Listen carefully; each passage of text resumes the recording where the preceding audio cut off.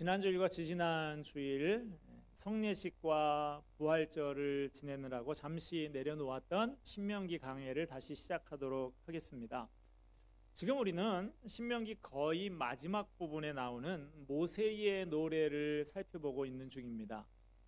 대대로 외워서 증거를 삼으라 라고 했던 예언적인 노래가 모세의 노래죠. 오늘 본문은 세 부분으로 나누어 볼 수 있습니다. 처음 부분은 이스라엘은 모략이 없다, 분별력이 없다라고 하는 그런 내용이고요. 중간 부분은 그래서 이 이스라엘을 이방인들을 들어서 징계할 것이다 라고 하는 것이고요. 마지막 부분에 가면 하나님이 그래도 이 징계받는 이스라엘의 모습을 보면서, 고통하는 그들의 모습을 보면서 불쌍히 여기실 것이다 하는 내용, 이렇게 크게 세 부분으로 나눌 수가 있겠습니다. 오늘 본문을 시작하는 28절은 이렇게 시작을 합니다. 그들은 모략이 없는 민족이라 그들 중에 분별력이 없도다. 모략이 없다, 분별력이 없다. 너희는 어쩌면 그렇게 지혜가 없느냐, 이 말인 것입니다. 어쩌면 그렇게 머리가 나쁘냐는 거예요. 속된 말로 하면 이 돌대가리야, 이 닭대가리야, 붕어대가리야 하는 이런 말입니다. 닭이 주인이 막 잡아먹으려고 하다가 막 깃털도 빠지고 했는데 놓쳐가지고 도망을 가면 조금 있다가 부르면 닭이 또 온다고 그러더라고요. 붕어가 떡밥이나 뭐 지렁이나 이런 거 매달아서 그 미끼 매달아 가지고 낚시를 물려놓으면 그거 와서 덥석 물다가 걸려들기도 하지만 어떤 경우에는 이 아가미가 다 찢어지면서 도망을 가기도 하지요. 근데 이 붕어가 몇 미터도 못 가가지고 내가 왜 이쪽으로 가고 있지? 좋은 냄새가 나는데 하면서 또 그 미끼를 또 물어서 잡히는 경우들이 많이 있다고 하죠. 지금 하나님께서 모략이 없는 백성아, 분별력이 없는 백성아 하는 말이 바로 그런 뜻이라는 것입니다. 너희는 어쩌면 그렇게 분별력이 없냐? 그렇게 많은 일을 겪으면서도 어쩌면 그렇게 깨달음이 없느냐? 이 돌대가리 같은 녀석들아, 닭대가리, 붕어대가리 같은 녀석들아, 그러시는 거예요. 이스라엘 백성들은 역사적으로 하나님께서 말씀하시고 일하시는 것들을 많이 보고 들은 복된 민족이죠. 애굽에서 그 노예 생활 가운데서 초자연적인 일들을 통해서 구원을 받아서 나왔습니다. 광야 생활 가운데 40년 그 기간 동안 불기둥과 구름기둥의 보호 속에 지냈습니다. 하늘에서 날마다 기적이 벌어집니다. 만나와 메추라기, 그것을 먹으며 반석에서 샘물이 터져 나와서 그것을 먹으며 그렇게 살아왔던 사람들입니다. 그렇게 겪어왔던 그들이 겪은 일들이 하나같이 상식적으로는, 자연적으로는, 일반적으로는 겪을 수가 없는 일들이에요. 하나님께서 초자연적인 간섭을 하시지 않고는 있을 수 없었던 일이죠. 그것이 분명한데, 그런데도 그들이 깨닫지 못한다는 거예요. 그런데도 끊임없이 하나님을 배반하고 세상을 따라간다는 것입니다. 그래서 하나님께서 이래도 정신 못 차리냐 하면서 회초리를 드신다는 거예요. 주변 나라들을 회초리로 삼아서 혹독한 시련을 당하게 하십니다. 이스라엘이 어려움을 당하는 것은 주변의 대적이 강해서 어려움을 당하는 것이 아니라 하나님께서 이스라엘을 그들에게 내주셔서 당하는 것이라는 것입니다. 보면 30절을 보십시다. 같이 한번 읽읍시다. 30절 시작. 그들의 반석이 그들을 팔지 아니하셨더라면 어찌 하나가 천을 쫓으며 둘이 만을 도망하게 하였으리요. 여호와께서 자기 백성을 대적에게 내어주셨다라는 거예요. 그래서 적 한 명이 이스라엘 사람 1000명을 뒤쫓고 적 2명이 이스라엘 사람 10,000명을 도망가게 하는 일이 벌어졌다는 것입니다.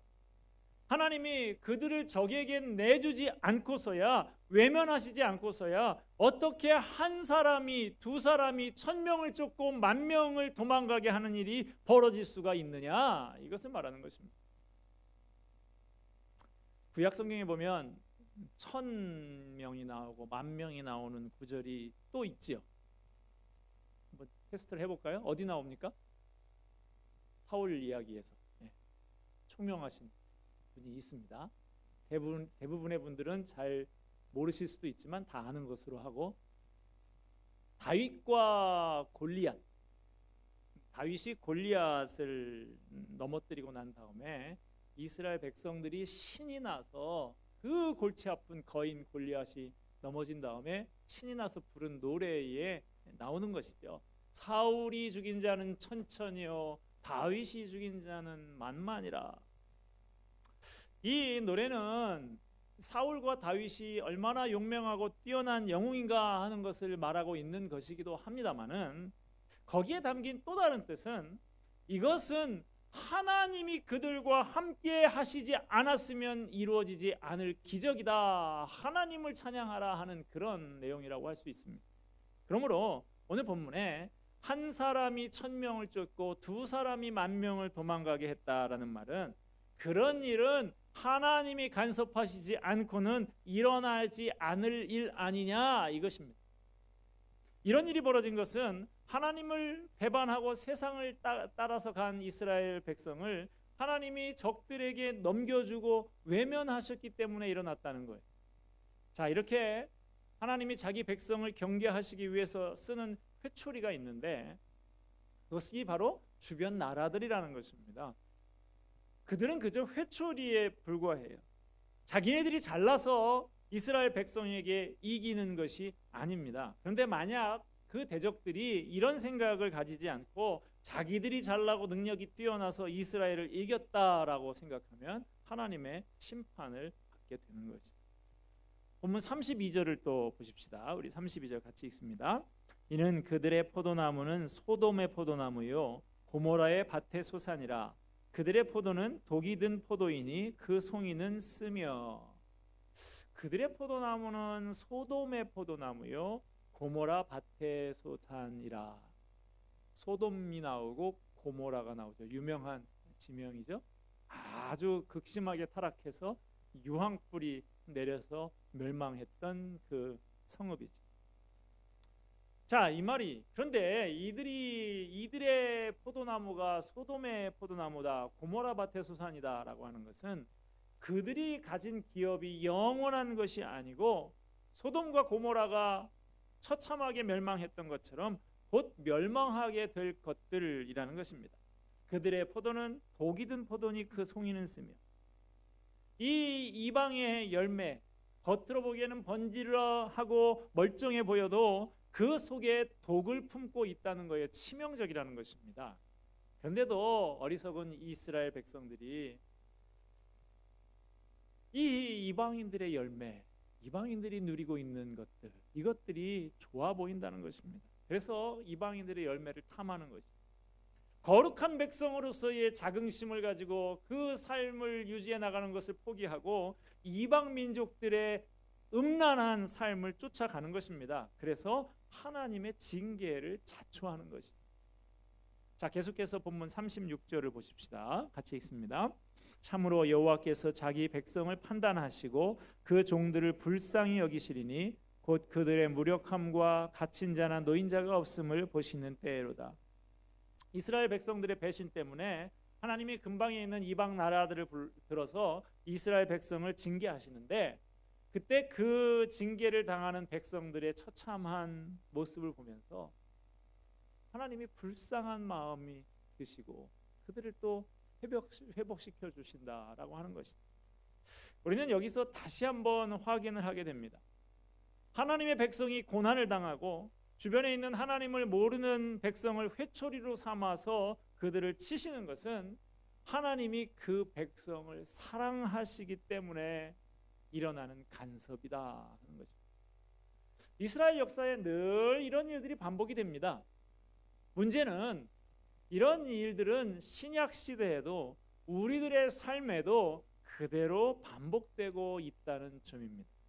하나님의 백성이 하나님의 자녀로 살아야 할 마땅한 신앙의 길을 걷지 않으면 하나님이 우리를 꾸중하십니다. 그런데 그 꾸중은 잘못된 것을 벌하는 데에 초점이 있지 않고요. 깨닫고 돌이키게 하는 데에 초점이 있습니다. 하나님은 오늘 본문에서 말하는 대로 한 사람이 1000명을 쫓고 두 사람이 10,000명을 도망하게 하는 것과 같은 비상한 간섭으로 우리에게 찾아오십니다. 깨달으라는 것이죠. 이래도 못 깨닫냐? 웬만하면 능히 깨달을 수 있도록 하시는 것입니다. 그런데 그래도 우리는 그것을 눈치채지 못하고 깨닫지 못한다는 것입니다. 모략이 없습니다. 분별력이 없어요. 오늘 여러 번 반복하는데 돌대가리, 닭대가리, 붕어대가리 같다는 것입니다. 얼마나 모자라냐 하면 우리를 견책하기 위해서 하나님이 사랑하시는 회초리에 불과한 이 세상 사람들을 부러워하고 그들을 따라가는 데까지 가버리고 만다는 것입니다. 그렇지 않습니까? 예수님을 믿는다고 하지만 예수님께서 주시는 신령한 복에 대해서는 별 관심이 없어요. 그저 세상 사람들이 좋아하고 추구하는 열매를 똑같이 좋아합니다. 세상의 영광, 세상의 자리, 세상의 자랑, 세상의 성공이라는 열매들, 그것들을 좋아해요. 그 안에 소돔과 고모라의 복이 든 열매인 줄도 모르고 그렇습니다. 흔히들 예수님을 믿으면 훨씬 초월적인 보호와 보상을 받을 것으로 기대들을 합니다. 저 사람은 안 믿는데 나는 믿었으니까 내 앞길은 하나님께서 늘 간섭하셔서 보호하시고 복을 주실 것이다 라고 생각을 합니다. 말 자체는 맞아요. 그런데 여기서 이 복이 물질적인 것이 아니라는 사실입니다. 하나님의 보호와 간섭은 분명히 있습니다. 그러나 그것은 언제나 영원하고 거룩한 것이지 세상적이고 물질적인 것이 아닙니다. 그러나 우리는 끊임없이 신앙까지 동원해서라도 결국은 세상적인 것을 목표로 삼습니다. 하나님이 이런 것 들어주시지 않습니다. 예수를 믿고 나면요, 이상하게도 세상 사람들에게 일어나는 행운마저도 잘 일어나지를 않아요. 예수 믿고 나면 복권 사봐야 당첨 잘 안 됩니다. 시험 문제 앞에서 연필을 굴려도 답을 다 피해갑니다. 왜냐하면 우리는 그런 것들을 의지하고 있어서는 안 되는 사람이기 때문에 하나님께서 막으시는 거예요. 하나님을 의지하고 살아야 할 사람이기 때문에 우리가 하나님의 자녀의 자리로 그 거룩함과 생명과 진리로 돌아가지 않으면 모든 것이 안 되는 것이 정상입니다. 일이 술술 잘 풀리고 길이 열리는 게 아니라 꽉 막힙니다. 하나님께 돌아가는 길을 제외하고는 막혀요. 예수님을 믿는데 왜 이렇게 일이 잘 안 풀릴까? 이런 생각이 드십니까? 이스라엘 백성의 실패에 대해서 성경은 뭐라고 말하고 있는가 하는 것을 통해서 우리가 힌트를 얻어보자고요. 호세아 4장 6절 말씀을 제가 읽어드립니다. 내 백성이 지식이 없음으로 망하는도다. 내가 지식을 버렸으니 나도 너를 버려 내 제사장이 되지 못하게 할 것이요 내가 내 하나님의 율법을 잊었으니 나도 내 자녀들을 잊어버리리라. 내 백성이 지식이 없음으로 망한다. 여기서 말하는 지식이라고 하는 것은 일반적인 지식이 아니라 하나님에 대한 지식을 말하는 것입니다. 하나님이 어떤 분이신지 몰라서 망한다는 거예요. 망하는 길로 자꾸 간다는 것입니다. 하나님은 어떤 분이십니까? 거룩한 분이시고 우리에게 향해서 사랑을 요구하시는 분이다. 우리가 신명기를 통해서 여러 번 살펴봤죠. 하나님께서 우리에게 요구하시는 사랑이라는 어떤 것입니까? 전심전력해서 내 모든 것 100%를 집중하는 것을 말합니다. 하나님 앞에 한 다리 걸치고 세상에다 한 다리 걸치고 하는 이런 양다리 걸치는 태도를 하나님은 용납하지 않으십니다. 그런데 이스라엘 백성은 가나안 땅에 들어가서 취한 태도가 어땠습니까? 바로 그런 하나님이 가장 싫어하시는 이중적인 태도였어요. 하나님만 섬기는 것이 아니라 우상도 섬깁니다. 현대를 살아가는 신자들도 흔히들 그렇게 살아갑니다. 세상에 살면서는 세상적인 이익을 챙기고 죽어서는 천국을 가겠다고 하는 마음들을 가지고 있습니다. 하나님을 섬긴다고는 하는데 무엇을 위해서 섬기느냐 하면 죽어서 천국 가기 위해서만 섬깁니다. 내세는 우리가 아직 낯선 것이고 가보지 않은 것이니까 거기는 하나님의 영역이라고 생각하고 보험 하나 딱 들어놓는 거예요. 그러나 여기는 내 세상은 내가 어느 정도 안다. 여기는 전적인 하나님의 구역은 아니라고 생각을 하는 거예요. 그래서 하나님만 믿고 살 수는 없다는 것이죠. 그래서 하나님과 세상 우상을 겸하여 섬깁니다. 그러니 하나님께서 계속 길을 막으시는 것이죠. 세상 의지하지 마라, 세상의 힘을 의지하지 말라 하면서 막으세요. 그래도 좀처럼 돌이키지 않습니다. 그래서 이사야 1장에서는 뭐라고 말합니까? 소는 그 임자를 알고 나귀는 그 주인의 구유를 알건만은 이스라엘은 알지 못하고 나의 백성은 깨닫지 못하는도다. 가축도 자기에게 밥 주는 주인 그 정도는 알아본다는 거예요. 그런데 내 백성은 그 가축이 밥 주는 주인 알아보는 만큼도 알아보지 못하고 깨닫지 못한다는 말씀입니다. 너무너무 머리가 나쁘다는 거예요. 또 한번 반복할까요? 돌대가리, 닭대가리, 붕어대가리 같다라고 하는 것입니다. 그래서 머리 끝부터 발끝까지 매를 맞아가지고 온몸이 상처투성이인데도 계속해서 하나님을 멀리하고 물러간다는 것입니다. 예레미야 51장 17절에서 19절 말씀을 제가 또 읽어드립니다. 사람마다 우준하고 무식하도다. 금장색마다 자기의 만든 신상으로 인하여 수치를 당하나니 이는 그 부어 만든 우상은 거짓이요 그 속에 생기가 없습니다. 그것들은 헛것이요 망령되이 만든 것인즉 징벌하시는 때에 멸망할 것이나 야곱의 분깃은 이같지 아니하시니 그는 만물의 조성자요 이스라엘은 그 산업의 지파라. 그 이름은 만군의 여호와시니라. 신앙생활이라고 하는 것은 하나님의 사람으로 사는 것입니다. 하나님께 속한 사람, 하나님의 자녀로 살아가는 것입니다. 그러나 우리는 끊임없이 이것을 박차고 세상을 향해서 달려가고 세상을 욕심을 냅니다. 그래서 하나님이 끊임없이 우리의 길을 막으시는 거예요. 우리가 돌이키지 않기 때문입니다. 호세아 6장 1절에서 3절 유명한 말씀이죠. 이렇게 말씀합니다. 오라 우리가 여호와께로 돌아가자.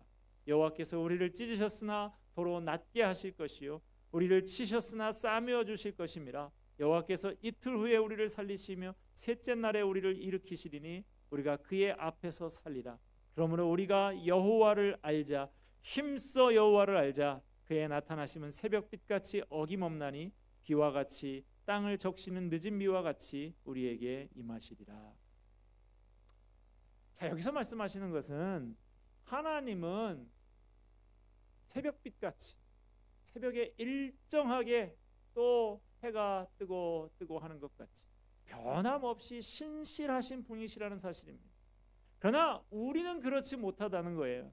우리는 세상의 것으로 하는 데까지 그렇게 해보다가 안 되면 마지막으로 지푸라기라도 잡는 심정 정도밖에는 하나님 앞에 돌아오지를 않습니다. 그러나 신명기에서는 뭐라고 우리에게 가르쳤습니까? 너희의 마음과 뜻과 정성을 다하여 주 너희 하나님을 사랑하라. 이 신명기의 말씀과 우리들의 일반적인 태도는 얼마나 거리가 먼지 모릅니다. 이 부분을 우리가 늘 점검해 봐야 합니다. 돈이라고 하는 것, 이 세상의 열매 중에 하나죠. 아마 이 자본주의 시대를 살아가는 이 시대에는 가장 위력 있는 것이 아닌가 싶습니다. 그러나 돈은 아무리 가져도 행복해지지 않습니다. 돈을 가지면 분명히 생기는 것이 한 가지는 있습니다. 뭐냐 하면 돈 가지고 잘난 척하는. 그런데 돈을 가지고 잘난 척하는 것, 이게 사람이 하는 중에 가장 고약한 짓입니다. 지난 주간에 수요일 날 오후 시간에 제가 부목사 때 교육전도사로 있던 목사님 한 분이 저한테 무슨 일이 있어서 찾아왔어요. 그래서 차 한잔 나누면서 대화를 나누는데 제가 하나 또 궁금한 것이 있어서 물어봤어요. 우리 둘이 다 알고 있는 그 아무개 목사님, 내가 언뜻 페이스북인가 어디서 봤더니 그 학교 강당에서 개척해가지고 목회를 잘 하고 있는 것으로 알았는데 나가서 뭐 상가로 옮겼다 그런 소식이 들리던데 잘 아느냐? 같은 교회에서 두 사람이 있었던 사람이라 제가 물어봤어요. 그 목사님이 꽤 큰 교회에서 부목사로 있다가 그 학교의 이사장으로 있는 어느 성도가 목사님 나하고 개척하자. 우리 학교 강당 내가 이렇게 내놓을 테니까 여기서 이렇게 성도들하고 함께 개척교회 시작하면 어떻겠냐고. 여러분 같으면 가겠어요? 안 가겠어요? 저는 지금도 학교 강당이 우리한테 주어진다고 하면은 이거 얼른 팔고 저는 가고 싶은 마음. 얼마나 좋은 여건입니까? 주차장도 좋지, 시설이 다 좋지, 교육시설 좋지. 그래서 당연히 이분도 갔어요. 그래서 이제 개척을 그분과 함께 했습니다. 그런데 왜 그 학교에서 그 좋은 데서 나왔을까요? 제가 예측한 대로였어요. 이분이 자기 학교 이사장이니까 자기 강당 내놨으니까 어떻게 됩니까? 이제 자기가 대주주 행세를 하는 것입니다. 갑질을 하는 것. 목사님이 이제 내 말대로 해야 된다. 내 말 안 들으려면 여기서 나가시라. 그렇게 나왔다 하는 얘기를 듣고 참 마음이 아프다라는 생각이 들었습니다. 제가 예전에 동대문 근처에 오래 있었기 때문에 거기 보면 이제 의류 동대문 뭐 평화시장도 있고 뭐 여러 가지 의류 상가들이 많으니까 근처에 봉제 공장들이 많죠. 근데 거기 보면 자기가 가진 우월적인 그 지위를 이용해서 그 공장 사장님들이 거기 있는 외국인 노동자들에게 가혹행위를 하고 임금을 체불하고 떼먹고 하는 일들이 참 빈번하게 일어납니다. 그래서 제가 그 외국인 노동자 사역 이런 것들을 좀 했었었는데 그 외국인 사역팀의 사역 중에 하나가 떼인 돈 받아주기. 가서 당신 고발하겠다 막 이렇게 해가지고 이런 일들을 했었어요. 여러분, 이분들 다 먹고 살 만한 분들이에요. 학교의 이사장 정도면 괜찮은 사람 아닙니까? 공장에서 그 잘 나가는 동대문에 점포도 갖고 있고 공장 가지고 있으면 괜찮거든요. 그런데요, 돈이라고 하는 것이 아무리 많이 가져도 더 큰 욕심이 나고 돈의 종이 됩니다. 돈에 매입니다. 만족이 없고 평화가 없습니다. 행복하지 않습니다. 결국에 허무할 뿐입니다. 하나님을 따라서 사는 것, 하나님을 섬기며 사는 것 그 자체로 복입니다. 하나님의 사람으로 살면 우리 안에 평안과 감사와 자족하는 마음이 생깁니다. 이 세상에서 신자의 보상은 바로 이것입니다. 여러분 한번 생각해 보시기 바랍니다. 왜 나에게 평화가 없고 감사가 없고 만족이 없는가? 다른 것을 쫓아서 그런 것은 아닐까요? 하나님을 따르면 그 어떤 곳이라도 어떤 형편과 조건에 있더라도 그 어디나 하나님의 나라입니다. 높은 산이 거친 들이 조막이나 궁궐이나 내 주 예수 모신 곳이 그 어디나 하늘나라. 할렐루야. 우리가 구약 성경을 읽을 때마다 이 이스라엘 백성들의 못난 모습에 대해서 정말 어이가 없고 치가 떨립니다. 어쩌면 이럴 수가 있어요. 애굽에서 10가지의 재앙을 자기의 눈으로 보고 갈라진 홍해 바다를 건너고 만나를 먹고 반석에 터져서 나오는 물을 먹은 사람들이 어떻게 그렇게 하나님을 배반하고 세상을 향해서 달려갈 수가 있습니까? 또 한번 해볼까요? 돌대가리, 닭대가리, 붕어대가리 같은 사람들입니다. 그런데 여러분, 이 관점을 우리에게로 한번 돌려보자는 거예요. 우리는 지혜롭습니까? 돌대가리 아닌가요? 더 이상은 얘기 안 하겠습니다.